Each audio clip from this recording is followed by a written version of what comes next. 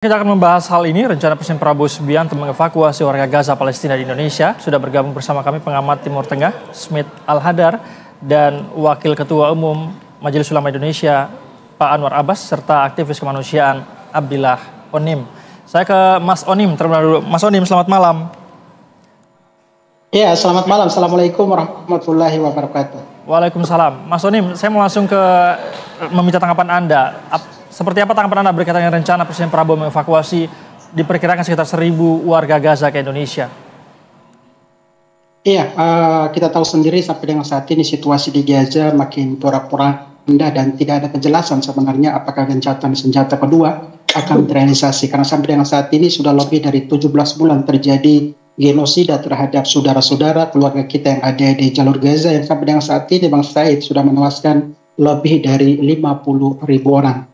Nah, sejak 2 hari terakhir ini di Indonesia ramai diperbincangkan berkaitan dengan lawatan dan kunjungan dari Bapak Presiden Prabowo Subianto ke beberapa negara Timur Tengah, salah satunya adalah di Qatar dan juga di Turki. Bagi saya tentunya saya melihat ini adalah sebuah langkah kecil yang mana efeknya sangat besar. Jadi kita perlu mengapresiasi dan mengacukan jempol karena langkah dari Bapak Prabowo ini sebenarnya wacana yang memang tidak mudah karena harus melibatkan yang namanya pemerintah otoritas Palestina, melibatkan yang namanya otoritas Mesir atau pemerintah Mesir, melibatkan yang namanya pemerintah Jordan, dan tentunya dari beberapa negara tetangga tersebut itu semua keputusan dan kebijakan itu kembali lagi ke pihak penjajah atau pihak Israel. Dengan demikian kita harus memahami bahwa yang namanya relokasi berbeda dengan yang namanya evakuasi. Kalau relokasi itu memang seluruh warga Gaza itu direlokasi atau diungsikan ke beberapa negara termasuk di negara Mesir dan juga yang disebutkan di negara Indonesia. Akan tapi kalau evakuasi untuk pasien memang ini sangat terbatas. 1.000 pasien sebenarnya ini tidak cukup, akan tetapi karena masing-masing pasien tersebut akan ada pendampingannya. Jadi contohnya, kalau ada wacana atau rencana dari pemerintah Indonesia, Bapak Prabowo Subianto akan mengevakuasi, kita berbicara tentang mengevakuasi para korban, baik itu korban luka-luka atau trauma, dan juga kita tahu sendiri bagaimana keparahan tingkatnya itu sangat luar biasa. Kalau 1.000 dievakuasi, itu pasti ada keluarganya yang akan mendampingi. Jadi satu orang itu bisa mendampingi 1 sampai 2 orang. Jadi tentunya akan lebih dari 2.000 orang yang sudah harus menewani para pasien itu, baik itu ke Indonesia maupun Mesir. Nah, saya sendiri tentunya simpelnya, sederhananya, saya juga memberikan saran kepada pemerintah Indonesia dan juga kepada teman-teman aktivis dan juga lembaga terutama dari pihak ulama Indonesia. Itu harus bertemu dengan pemerintah Indonesia, kalau bisa ada audiens khusus antara ulama, antara lembaga, supaya bisa menyatukan gagasan dan juga rencana.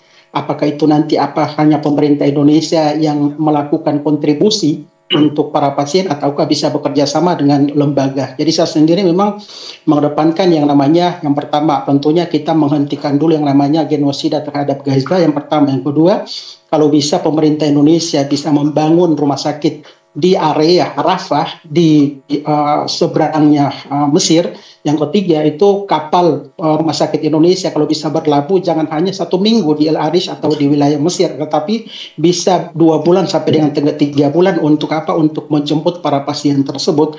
Dan yang ketiga tentunya kita tahu sendiri keparahan dari para pasien itu sangat luar biasa, yang mana putus tangan lah, terus kepalanya pecah lah, terus sebagian anggota tubuhnya itu sudah hilang lah. Ini membutuhkan penanganan, karena kita tahu sendiri di wilayah Gaza itu rumah sakit saya ini itu levelnya bukan rumah sakit seperti kita di Indonesia.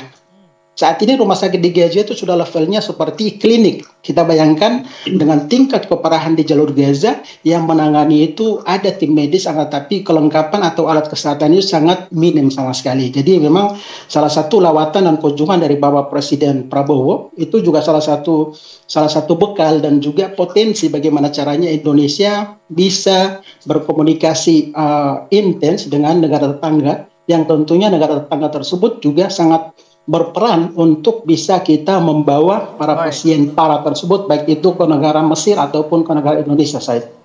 Baik, Bang Onim, jadi artinya Anda sangat setuju begitu ya dengan rencana pemerintah ini, meskipun tadi Anda mengatakan tidak mudah begitu. Saya ini ke Buya Anwar. Buya Anwar, seperti apa kemudian Anda menanggapi rencana Presiden Prabowo Subianto ini? Ya, kalau berdasarkan konstitusi di alinea pertama Muqaddimah Undang-Undang 45 menyatakan bahwasanya kemerdekaan itu adalah hak segala bangsa. Oleh itu penjajahan di atas dunia harus dihapuskan karena tidak sesuai dengan pri kemanusiaan dan pri keadilan. Jadi saya melihat yang mengemuka pada diri Pak Prabowo adalah pri kemanusiaan, nilai pri kemanusiaan. Tetapi nilai pri keadilan agak terkebelakangkan. Nah, oleh karena itu bagi saya ya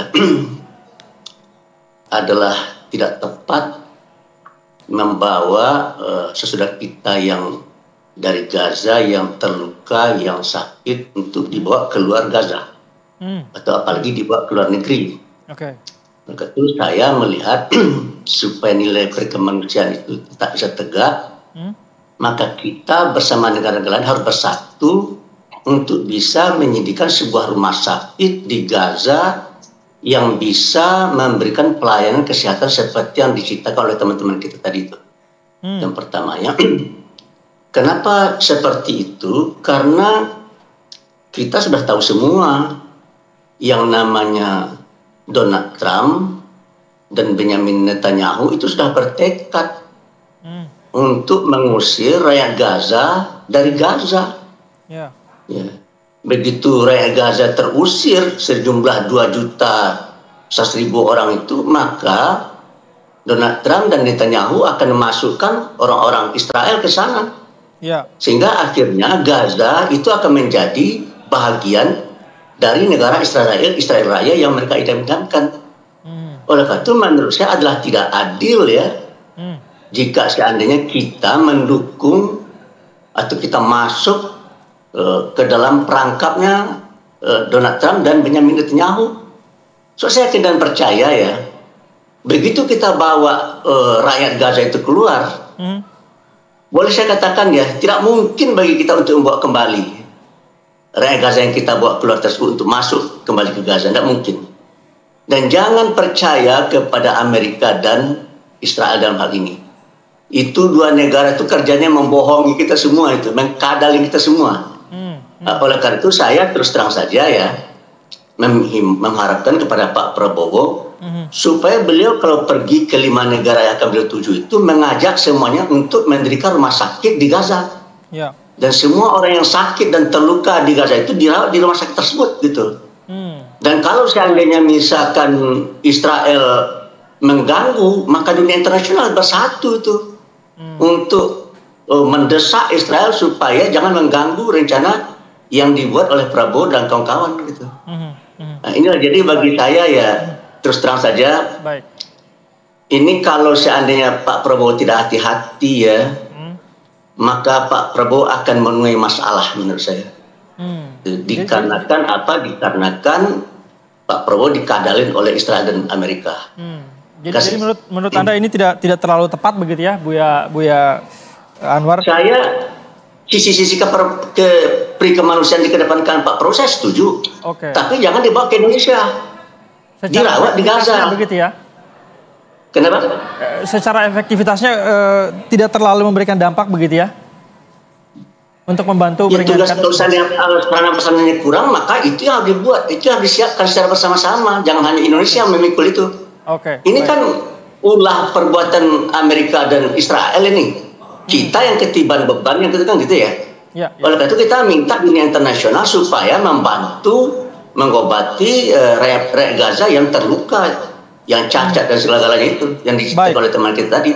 Baik Buya. Sekarang saya ingin ke Bang Smith Al-Hadar. Apakah sudah bergabung juga?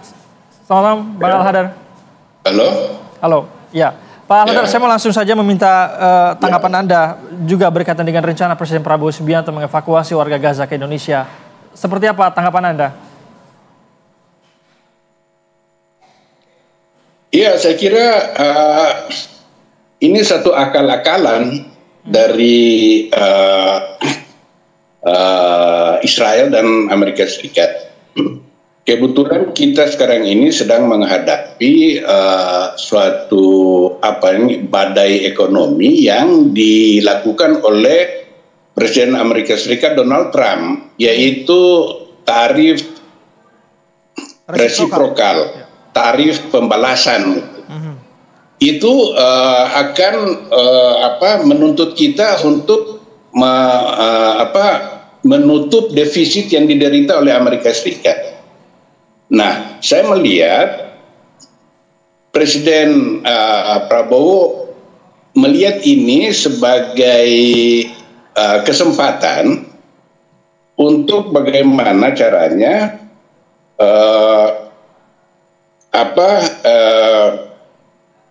meningkatkan bargaining power Indonesia agar bisa melunakkan hati Trump untuk tidak memberlakukan kebijakan tarif yang sangat berat. Nah, Indonesia sebenarnya punya banyak cara untuk bargaining dengan Amerika Serikat karena Indonesia ini negeri besar dan sangat strategis di Asia Tenggara. Dia berada di antara Samudra Pasifik dan Samudra Hindia. Lalu di ASEAN itu Indonesia ini adalah game changer, pemain terbesar di Asia Tenggara. Sehingga dalam konteks perseteruan Amerika Serikat dan China, Indonesia itu punya peran yang sangat penting. Dan itulah yang harus dimainkan oleh Pak Prabowo untuk bagaimana caranya agar Trump menyadari bahwa sanksi atau tarif yang diberlakukan kepada Indonesia itu punya konsekuensi yang buruk bagi kepentingan Amerika Serikat di Indo-Pasifik. Jadi bukan menjadikan Palestina ini sebagai komoditas politik. Dalam hal ini, kalau memang ingin membantu warga Palestina yang luka, maka banyak negara Arab di sana. Negara Arab ada 22 negara di sana. Belum lagi yang non-Arab seperti Iran dan Turki. Itu rumah sakit di sana juga sudah sangat banyak. Lalu kalau kita bawa orang Palestina ke Indonesia, hampir bisa dipastikan mereka nggak akan balik. Dalam sejarah pengungsi Palestina sejak tahun 1948, belum pernah ada orang Palestina yang diusir dari wilayahnya bisa kembali ke kampung halaman mereka, itu nggak ada ceritanya. Tadi Presiden Prabowo Subianto katanya mensyaratkan bahwa jika mereka sembuh, mereka diwajibkan untuk kembali ke negaranya, Pak Al-Hadar. Ya begini. Sekarang gini, Gaza itu terkunci rapat. Seluruh pintu keluarnya melalui Rafah ke Mesir, ke Sinai Mesir maupun ke utara Israel itu dijaga oleh tentara Israel. Bagaimana caranya kita mengeluarkan orang Palestina dari sana? Maka mau tidak mau kita harus berkoordinasi dengan Israel, dan itu yang dikehendaki oleh Israel. Jadi orang-orang Palestina yang akan keluar datang ke Indonesia itu mereka akan melalui Bandara Ben Gurion, International Airport Ben Gurion, untuk dibawa ke Indonesia. Nah, ini saya khawatirkan dieksploitasi oleh Israel sebagai Indonesia bekerja sama dengan Israel, padahal kita nggak punya hubungan diplomatik dengan negara itu. Nah, mungkin ada rasa kemanusiaan dari Prabowo untuk membantu saudara-saudara kita di Palestina, itu bisa difahami. Tetapi dampak politiknya untuk Palestina sendiri itu merugikan mereka sendiri.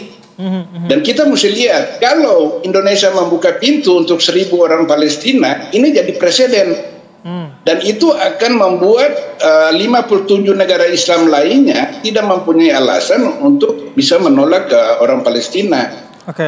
Nah, kalau kita kaitkan dengan upaya depopulasi Gaza yang direncanakan oleh Israel, maka bila Indonesia menerima pengungsi Palestina, maka negara-negara Islam lain pun akan membuka. Dan ini tujuan Israel melakukan relokasi ke negara-negara Islam keluar dari Gaza itu terrealisasi, sehingga cita-cita pendirian negara Palestina itu menjadi zero, menjadi tidak relevan untuk diperjuangkan lagi karena tidak ada teritori Palestina lagi.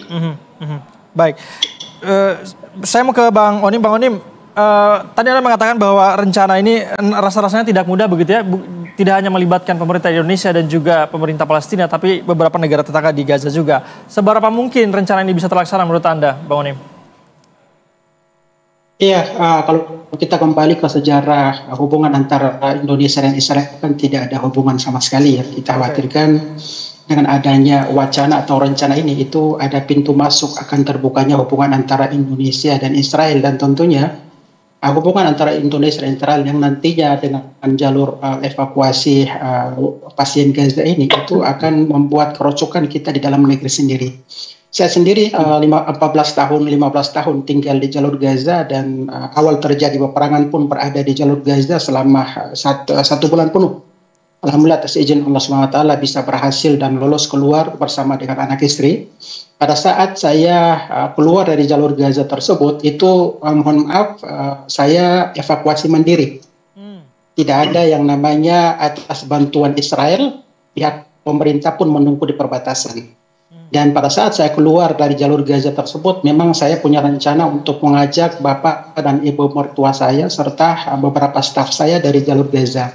Akan tetapi kendalanya mereka mengatakan bahwa kami lahir dan besar di Palestina, kami punya tanah di Palestina, punya rumah di Palestina, dengan demikian kami akan berada di Palestina, di Gaza dalam situasi apapun, bahasa kasarnya hidup dan mati akan berada di jalur Gaza. Tapi kita berpikir Bang Said bahwa ini serba salah sebenarnya kalau kita mempertahankan mereka bertahan para pasien di jalur Gaza. Saya sudah komunikasi terus dengan teman-teman saya di Gaza. Saya selalu bertanya, gimana kabar kalian? Mereka sebenarnya kami sudah lelah, kami sudah capek, karena hampir setiap hari kami harus keluar dari rumah, mengungsi sana sini, melihat kematian, dan kami manusia bukan robot, kami sudah capek.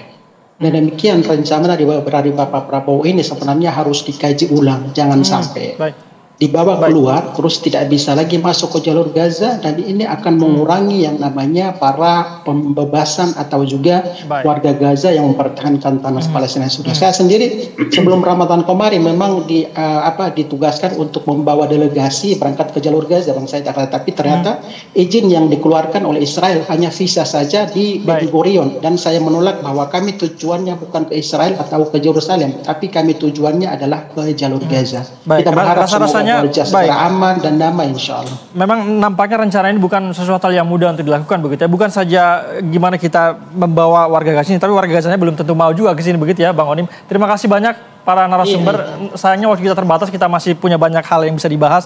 Sayangnya waktu kita terbatas. Terima kasih Bapak-Bapak sudah bergabung bersama kami di Berita Satu Utama. Selamat malam. Assalamualaikum.